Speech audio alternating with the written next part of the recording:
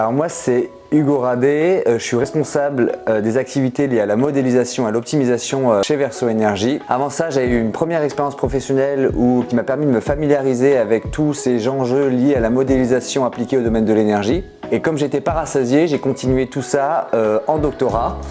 Et l'objectif de ma thèse, c'était de développer des méthodes d'aide à la décision sous incertitude pour dimensionner et piloter des systèmes multi-énergie. En fait, je suis tombé un petit peu par hasard sur une offre de Verso Énergie pendant mon doctorat et en lisant la fiche de poste, je me suis rendu compte que l'offre correspondait peu ou prou à ce que j'avais développé pendant ma thèse et du coup j'ai contacté directement Verso Énergie et j'avais un rendez-vous avec Antoine une semaine après. Alors l'objectif de l'équipe modélisation, c'est de développer un ensemble d'outils d'aide à la décision à la fois pour dimensionner les actifs du portefeuille et réaliser un certain nombre d'études technico-économiques en amont.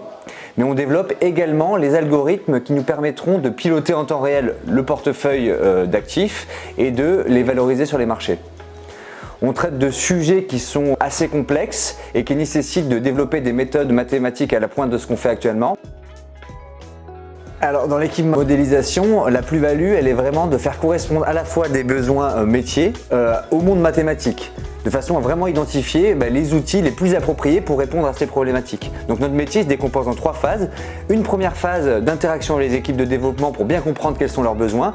Une deuxième phase où on vient traduire mathématiquement finalement les problèmes de façon à développer les outils les plus appropriés. Donc on a toute une phase où on va faire du développement informatique et on a développé une bibliothèque interne d'optimisation qui nous permet de répondre à ces besoins métiers et une troisième phase d'analyse pour bien comprendre les enjeux sous-jacents à ces problèmes.